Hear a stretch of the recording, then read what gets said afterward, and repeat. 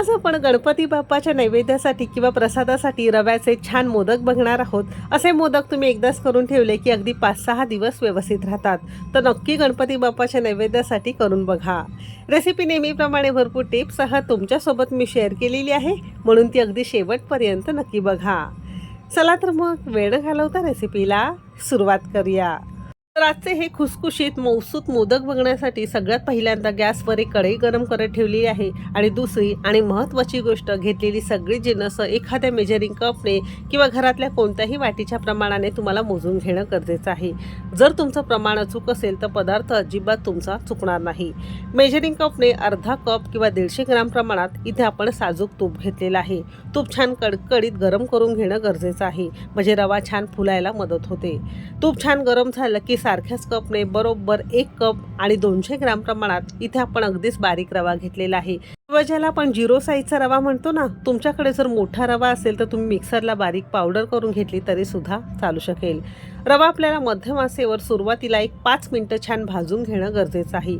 आणखीन एक महत्त्वाची गोष्ट, सुरुवातीलाच आपल्याला तूप छान कडकडीत गरम करून घ्यायचं आहे मोठ्या आचेवर। नंतर गॅस आपल्याला मध्यम करायचा आहे आणि अगदीच तळापासून ढवळत हलक्याशा बदामी रंगावर रव्यातून मस्त सुगंध येईपर्यंत आपण हा 5 मिनिटं छान भाजून घेतलेला आहे।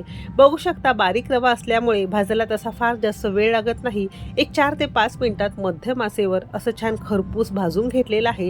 यातला सगळा कच्चेपणा निघून गेलेला आहे, मात्र रंग खूप जास्त याचा बदललेला नाही। 5 मिनिटं मध्यम आचेवर रवा छान आपण खरपूस भाजून घेतल्यानंतर सारख्याच कपने बरोबर पाऊण कप आपण इथे पिठी साखर घेतलेली आहे। म्हणजे अर्धा कपच साखर घेऊन मिक्सरला बारीक पूड करून घेतली आणि त्याचं मेजरिंग नंतर केलं तर साधारणतः पाऊण कप इतकं हे भरतं।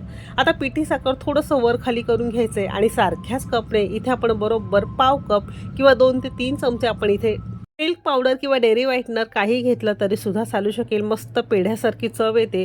नसेल तुमच्याकडे तर न घालता सुद्धा तुम्हाला हे तयार करता येईल। पिठी साखर असेल किंवा मिल्क पावडर असेल घालताना एक तर गॅस बंद केला तरी चालेल किंवा अगदी मंद करायचा आहे, नाही तर पटकन हे करपतं। हे गोष्ट लक्षात ठेवायची आहे। 2 मिनिटं थोडंसं परतून घेतलं की सारख्याच वाटीने बरोबर अर्धी वाटी गरम करून कोमट केलेलं दूध घेतलेलं आहे।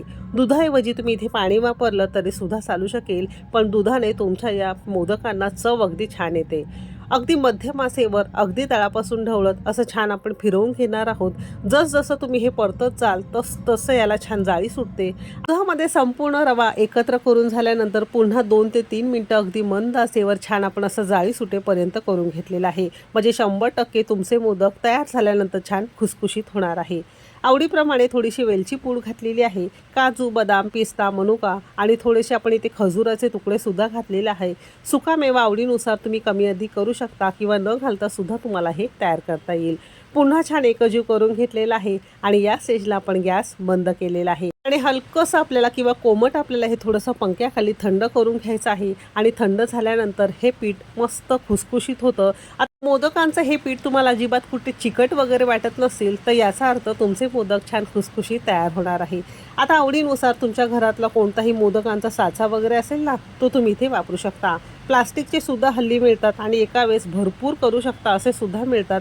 आता कढईतलंच थोडंसं तूप आपण याला लावून घेणार आहोत, कारण कढईला सुद्धा थोडंसं तूप लागलेलं आहे। लहान मोठा मध्यम आकाराचा जसाही तुम्हाला मोदक वळायचा असेल तर या साचामध्ये तुम्ही वळून घेऊ शकता आणि या पद्धतीने आपण छान मोदक करून घेणार आहोत। आता घेतलेला जिन्नस साधारणतः असे हे मोठ्या आकाराचे 10 ते 11 मोदक तुमचे तयार होतात। तुम्ही अगदीच लहान करत असाल तर थोडेसे जास्त होतील। पीठ भरल्यानंतर छान हाताने दाबून बघितलेलं आहे तर तुम्ही इथे बघू शकता, एकदम सुंदर असा मोदक आपला तयार झालेला आहे। कडा थोड्याशा व्यवस्थित करून घेतलेला आहे। तर बाप्पाच्या नैवेद्यासाठी किंवा प्रसादासाठी असा हा मोदक तुम्ही सुद्धा नक्की करून बघा।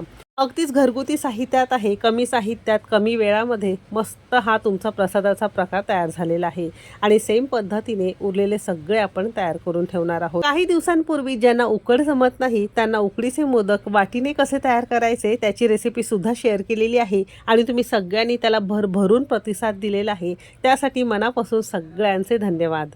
तर या पद्धतीने उरलेले सगळे मोदक आपण करून घेतलेले आहे। आता तुमच्याकडे जर साचा वगैरे नसेल तर हातानेच असं थोडंसं वर शेंडी काढून घ्यायची आहे आणि टूथपिकने किंवा अगरबत्तीच्या काडीने थोडंसं तुम्हाला त्याला डिझाईन करून घ्यायचं आहे. म्हणजे घरात तुमचे हे बिना साचाचे मोदकसुद्धा तुम्हाला तयार करता येतील. मोदक हलकेसे कोमट आहे. एक मोदक मी तुम्हाला इथे फोडून दाखवते. बघू शकता सुरुवातीला असा हा छान मऊसूत आहे. 1-2 तासानंतर मस्त खुसखुशीत होतात आणि 1-2 दिवसानंतर एकदम छान तोंडात टाकताच विरघळणारे तुमचे हे मोदक तयार होतात. बघू शकता साधारणतः अर्धा तासानंतर अशी छान याला जाळी सुटलेली आहे.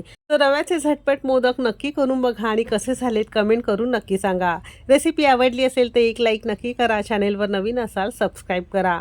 रेसिपी कोणत्या शहरातून बघताय ते सुद्धा नक्की सांगा. चला तर मग भेटू एक मस्त आणि जबरदस्त रेसिपीसोबत. तोपर्यंत मस्त खा आणि स्वस्त रहा.